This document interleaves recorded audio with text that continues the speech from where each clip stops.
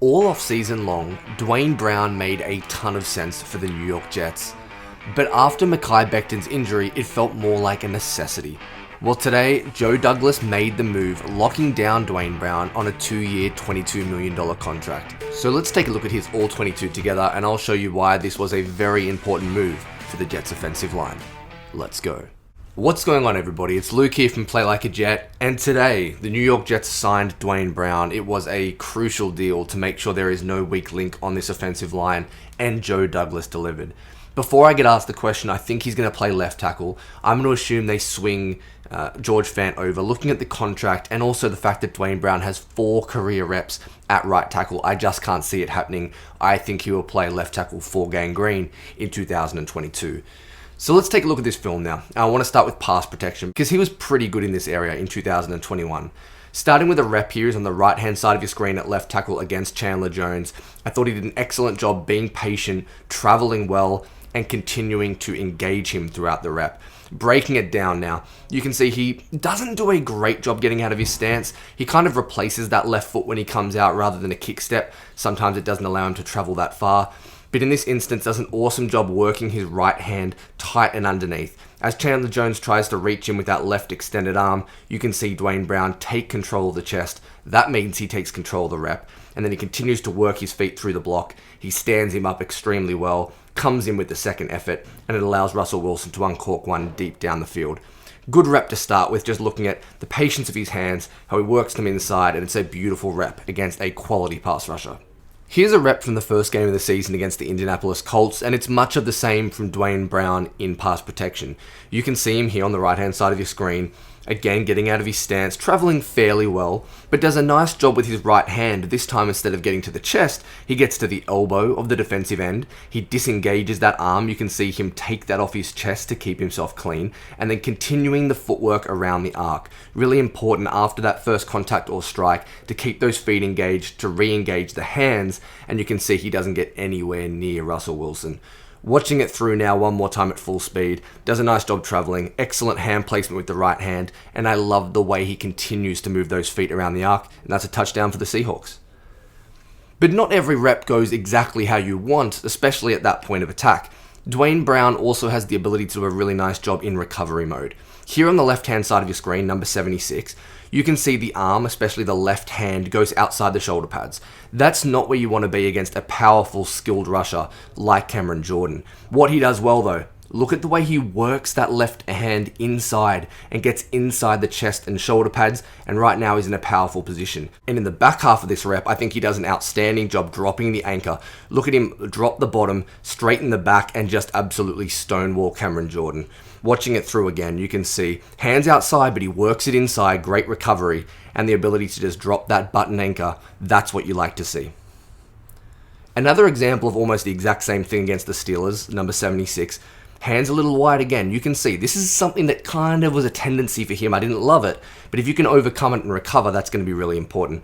Again, the ability to drop the anchor, to understand that he's lost initially in the rep, and look at how he just stonewalls. Stand that man up. It's pure brute strength from a 315-pound tackle. I liked this ability from Duane Brown, even if it doesn't go perfectly.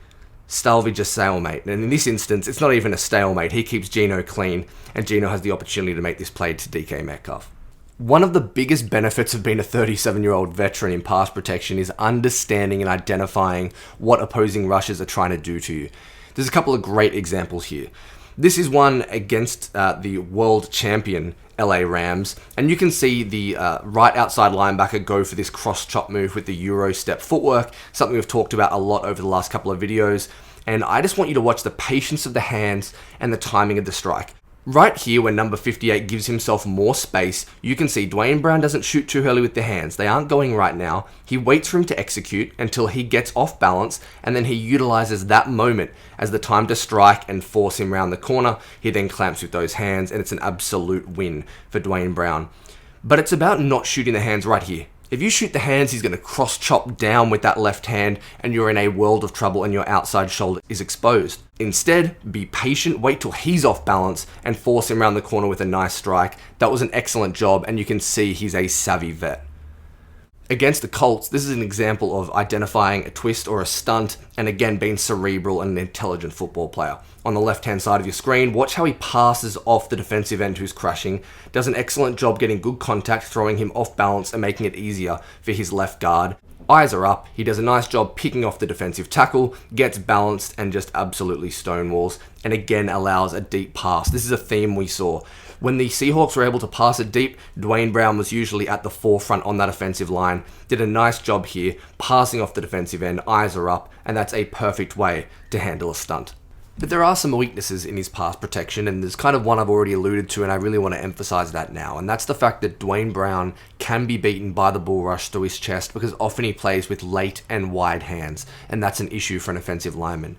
An example against the Steelers, left-hand side of your screen, like we talked about earlier, you can see the hands are late to shoot, he allows the defensive end to get tight to his chest, and you can see that left arm, and the right one too, wrapping around the shoulder pads, around the back of the jersey rather than getting tight to the body. What does that lead to? It leads to a powerless position, and he goes straight through the chest and hits the quarterback. At full speed, you can see late and wide hands, and just gets bull rushed, disengages easily. It is not what you're after. A couple against Marcus Davenport and the Saints. I looked at this game specifically because George Fant had some issues and really a nice battle with him, but you could see here the same issues arise. Look where the hand placement is for Duane Brown. Late hands, he allows Davenport to initiate, he gets tight inside leverage, the hands shoot to the outside. What happens? You have no power, you have no ability to control the rep, and he gets bull rushed and just thrown to the ground as Geno Smith is forced to escape and throw the ball away. But at full speed, you can really see that he has no ability to stop. He's straight away on the defensive, and he cannot turn that around because he gives up his chest, he gives up the leverage, and he has no chance. From the same game, Duane Brown, the exact same thing against Davenport. Widens his rush, gives himself an arc to come through the chest. He's a little late shooting his hands, and again, the placement is wide and outside. It's a theme of what I've talked about. What happens? He gets driven into the pocket, and that flushes the quarterback out. There's nowhere to step up, and Demario Davis gets the sack. But I just want to see him not rely on himself to anchor. I want to see the hands be earlier. I want to see him shoot them to the chest, and to have more control of the rep. And one last one against the Green Bay Packers, just to really ram it home. Again, right-hand side of your screen. You just can't give up your chest this easily. You need to win the leverage battle. Too often he's high, his hands are outside. Look at them there. Outside on the white sleeve of the defensive lineman. Straight through the chest, and it's a very simple sack. Gotta clean that up. Now let's finish by looking at the running game, because it's something that Duane Brown still does at an extremely high level. He's very mobile despite being 37 years of age. Let's start with what he can do on these kind of pin-pull actions and his mobility to the outside, moving east to west across the line of scrimmage. First rep of the season, the very first rep against the Colts. At left tackle, right-hand side of your screen, they have a little pin pull on the outside of an outside zone look. You can see the wide receiver with the crack block. You get Duane Brown out in space, and look at him get to the safety and just drive him laterally across the field. A great job being mobile out in space, hitting his target. He's balanced at the point of attack. He slows down his feet, and he opens up a wide lane. Very nice.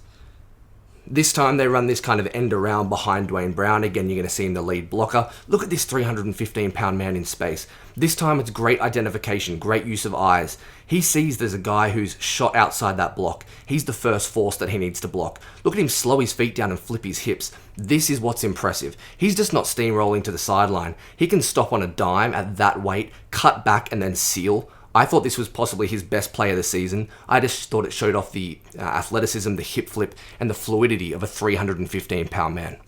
But it's not just fluidity in space. What you also see is in these tight quarters in the phone booth, he can win in exactly the same way. His hip flip and his ability to be explosive at the point of attack, they stood out too. This was a great example of the defensive tackle having inside leverage, so Duane Brown has to work his hips through the block, look at him seal, and look at the enormous lane he creates for Penny.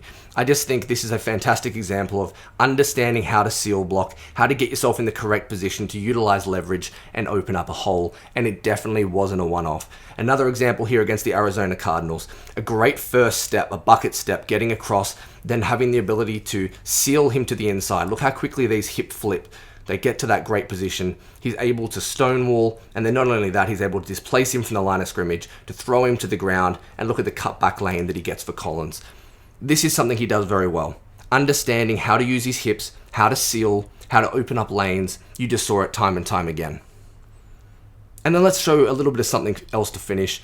This is Duane Brown just blocking down the line of scrimmage on a double team. Great hand placement. Look at where that left hand goes. Right under the armpit, right under that right arm, and just drives him 6-7 yards down the line of scrimmage, and again creates the cutback lane for Collins. He can do it all. He has the mobility on pin pulls. He can outside zone block. He can scoop, and he can reach block, and he can also just create and open holes with force on double teams. You love to see it. So that's what the All-22 says about Duane Brown. I'm excited about the move. I think once Mekhi Becton went down, the Jets needed an upgrade, and they needed a significant one. The offensive line's a weak link system, and Duane Brown will not be that weak link. A good move from JD, and I'm excited to see how it plays out.